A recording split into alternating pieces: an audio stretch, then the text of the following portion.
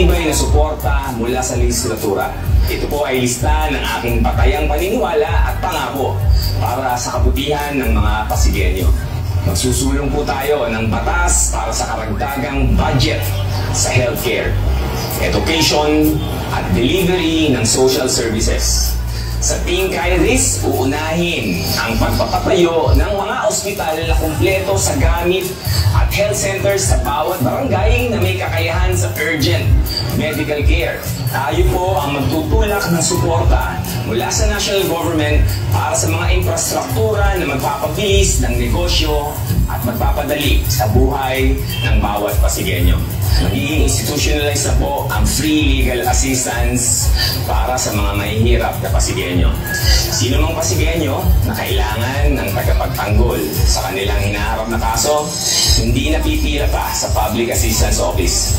Magagaling din naman po ang ating mga panyero sa opisina na yan, pero sa dami po ng kanilang ginagawa, malaking bagay po na dito sa Pasig may dagdag na mga abogadong tutulong para sa mga mahihirap na litikante. Para sa mga kababaihan, LGBTQ, senior citizens, PWD at youth, protektado ng Team Kaya This. Hindi lang ito proteksyon sa violence o bullying. Pagsusulong po ito ng kanilang mga karapatan. Protektado ang pamilyang Pasigueño. Ako po si Atty. Christian Sia, Kaya This.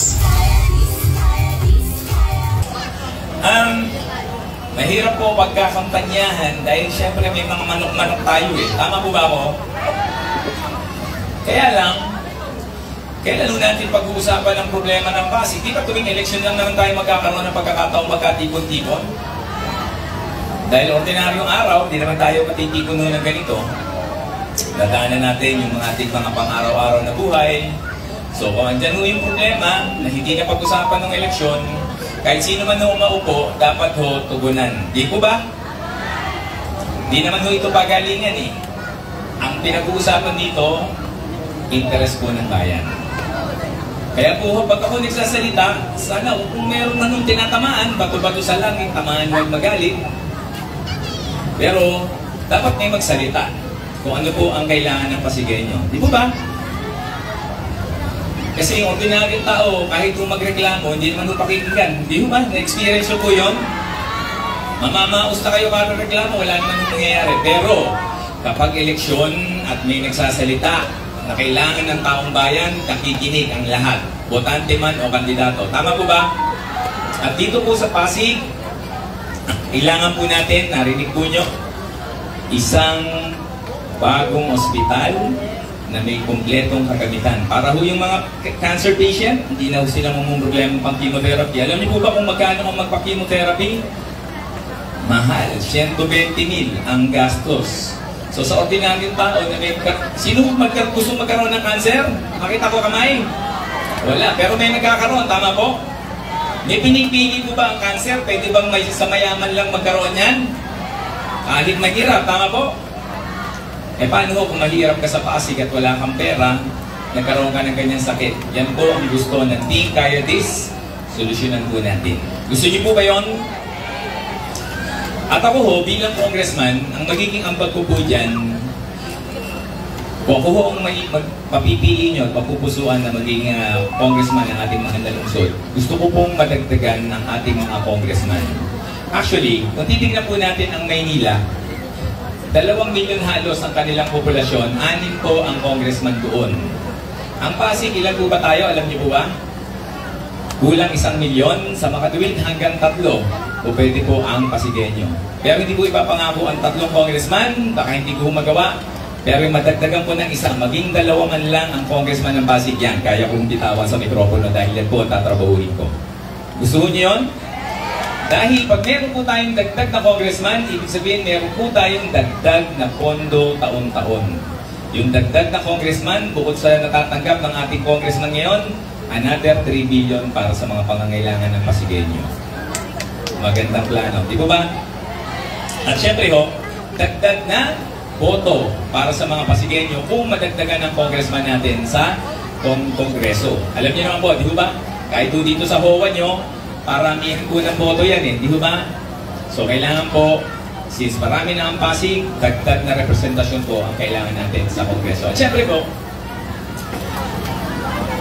kailangan din po na ang congressman, nagkataon, abogado po ako, ito po ang pangako ko sa inyo. Pag ako naging congressman, 2-in-1 ang makukuha po ninyo. May congressman na kayo, may abogado pa kayo. Sisiguraduhin ko po na kung meron po kayong mga idudulog, ako po mismo ang haharap po sa inyo.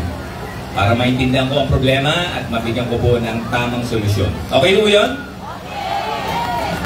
Okay, salamat po kung ganon. Saan mo ba tatapusin ang tanong? Sabi sa akin nung isa kong kaibigan, attorney, dapat pag nag-speech ka, iwanan mo ng tanong ng tao. Para pag uwi ka, yun ang pag-iisipan nila. Siguro ito yung magandang tanong. Gusto niyo po ba ng mas magandang Pasig? Gusto niyo po ba ng mas masayang Pasig? Gusto niyo po ba na ang mga lingkod bayan niyo, nararamdaman niyo ang malasakit? Kung yun ho ang inyong gusto, subukan niyo po ang Team Kayadis. So muli po, isang magandang gabi sa ating pong lahat. At syempre ho, may senior ho, may mga solo parent ho ito. May senior na rin ho ba? Ayan. Okay. Noong isang beses ho, huling kwento ko na to, may namit po akong mga solo parent, mga taga-pinagbuhatan. At yan, Tony, ano plano ni Auntie Sara para sa mga solo parent? Dagdag po na allowance para sa mga solo parent. Meron mo ba ngayong gabi, mga solo parent? Yan, kayo ang makikinabang. Siyempre, hindi ko agawin ang speech ni Ate Sara. Pero kasi doon sa meeting na yun, sabi niya, ikaw, attorney, magiging congressman ka, ano ang ambag mo? Sabi ko, hindi ako pwede sumulat ng batas para lang sa Pasig. Pag sumulat doon ng batas ng congressman, buong Pilipinas eh. Hindi ko lahat ng lungsod ay mayaman. Kaya ito ho ang ambag ko para sa mga solo parent ng Pasig. Minsan, sa isang taon, ang mga solo parent na babae na nireregla pa, Nay, malinaw, nireregla pa, at nalulungkot, minsan sa isang taon, pwede sumipin ho sa akin. Yun yung interesado, magpalista na ho rito sa mesa sa gilid. Paano kami, Kong? Paano kami? Ihahanap ka ng pag-ibig device iyo, huwag kang mag-alala. Hindi, biro lang ho, may asawa na ho ako. Kaya ito sasabihin ko sa mga nangangarap, mamamatay ka, di mo ako matitikman. Sa tabi, thank you. Gusto ko sana tumuloy, kaya lang, diluhuran mo ako eh. Natakot ako eh, takbo ako pabalik ng stand and tablado eh. Baka makita ko ng asawa ko, patay ako pag-uwi eh. Oo nga, mahal kita. Anyway, so muli ho, pinagbuhatan, isang magandang gabi, mabuhay po ang ating lungsod ng Pasig. At sana po, buong-buo niyong pong dalhin ang Team Kayadis. Pwede po ba yun? Nakakaintindihan po? Yes. Salamat po. Sa ngiti niyo pa lang, alam kong tapat kayong sumasagot sa amin. Thank you po. I love you. Muli, Team Team 1, pinagbuhatan ni Congressman Atty. Ayan. See ya!